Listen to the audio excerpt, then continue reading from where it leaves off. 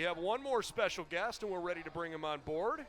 It's the brand new head coach of our men's lacrosse team, Tony Tatro, joining us. Tony, what's going on? Oh, not much. It's interesting throwing this thing on. Yeah, it's great to see you. Are here. Yeah, thanks for having me. Appreciate Absolutely. it, Brendan. I can't believe it's that time of year where we're ready to talk lax. Yeah, it's we're a winter sport that kind of gets into the spring a little bit. So, especially in Northeast Ohio. Absolutely.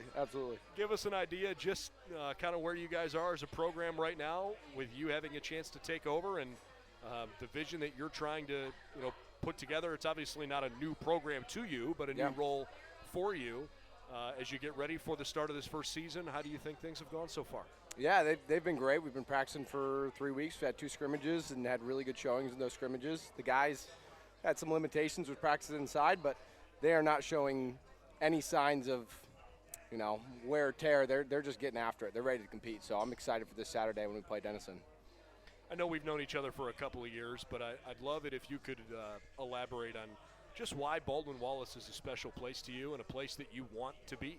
Yeah, I'm a kind of a native Akron guy that kind of migrated up to Cleveland, and I love the state of Ohio. I love the city of Cleveland. My dad grew up right down the road in Olmsted Falls, and so it's cool to just be here. And Baldwin-Wallace, the guys that we recruit here, the guys on the team, they're just fantastic. The other people I work with every single day, the other coaches are just salt of the earth human beings that want to win, and that culture is infectious, and it's the people. They're just fantastic. The boys, I love them, and they give me everything they've got, and it's a special place.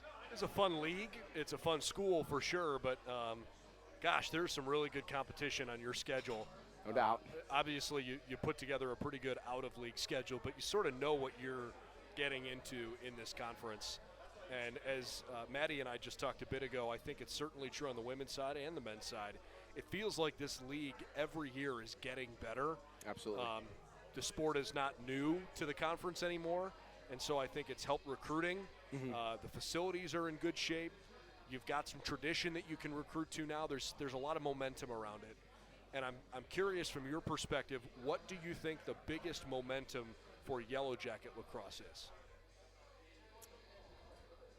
I think it's when you look around Ohio and you see teams like Denison and Kenyon and Worcester that have had programs for 40, 50 years, and then go and competing with those teams, and not only competing but beating some of those teams. It's a really cool thing that we're in year 10 and we're competing with teams that have been around for 40, 50 years. It's a beautiful sight. It's something I love to see. It means lacrosse in Ohio is getting better.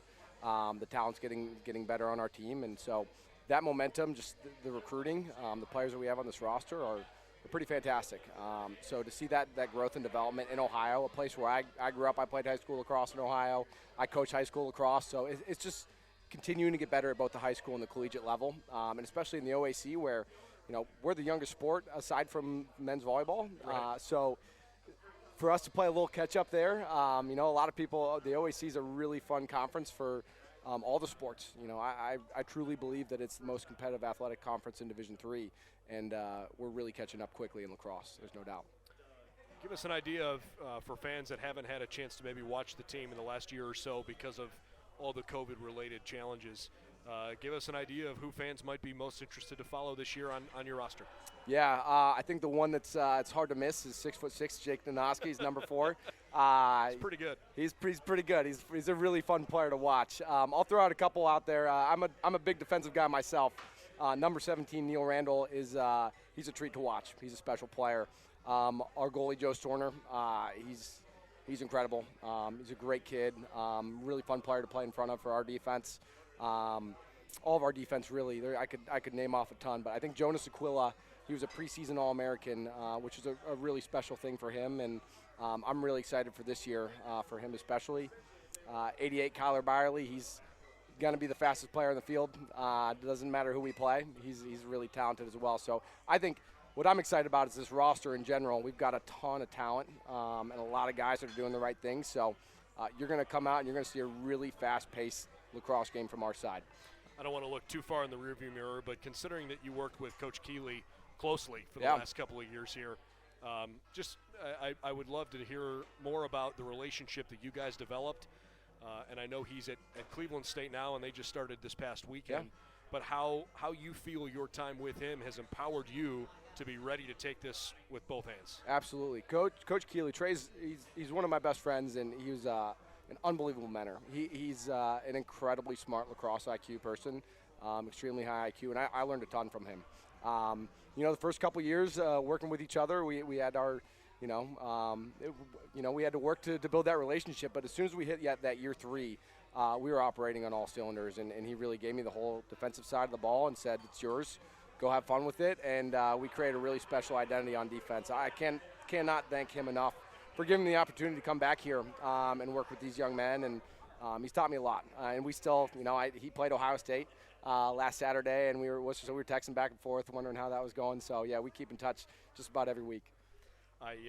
Let's turn it back to the upcoming season here, and just sort of what you guys have put together out of conference in the beginning of the year. The challenge of the games and sort of what you hope to get out of the beginning of the season. Yeah, it's definitely a gauntlet.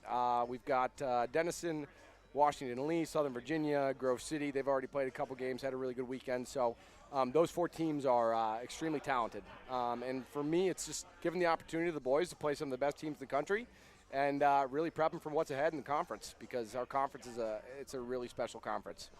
There is not 1 or 2 teams, and that's it. Ohio Northern's going to be good every year. Capital, Otterbein, Mountain Union's getting significantly better. Everybody's raising the bar. So for us to go out there and play top 20 teams, that's a really great experience to prep us for the end of the season. There's no doubt. I noticed you didn't mention your Crosstown Rivals. Yeah. I bring it up because I think it's become one of the more fun rivalries in the league, right? I mean, it doesn't matter what sport it is. The rivalry's there. Absolutely. But in men's lacrosse, it's been super competitive. Yeah.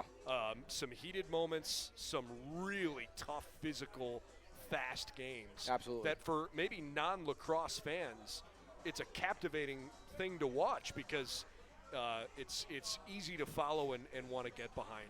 How has being a part of a rivalry like that helped make you a better coach?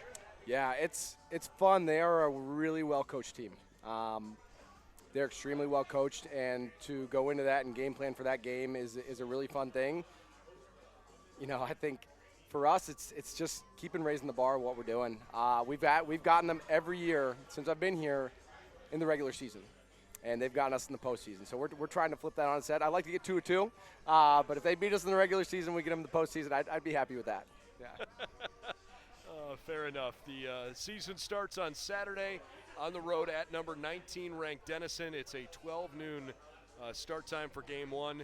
The home opener will be the following Saturday, the 26th of February, with Grove City coming to town at 1 o'clock. For folks that are interested in coming out to see the games, what's the best way to make sure they can secure tickets to come on out? To my knowledge, it's I don't know, Coach Thompson, Steve Thompson's done a lot of stuff with ticketing stuff, so I don't necessarily know about the ticketing for this year for being outside. What I will tell you is to dress warm, because the weather's not going to – we always say it's 75 and sunny to our team, but that's not the case to the spectators. You're going to need to dress warm. Oh, we can't wait to see you guys get going and look forward to visiting with you throughout the spring. Good luck, and thanks for stopping by. Appreciate it, Brendan. Yeah, thanks for having me. Tony's getting ready for year number 1 as the men's lacrosse head coach in Berea. We're glad that he stopped by here to have a little fun with us tonight. Best of luck to Coach Tatro.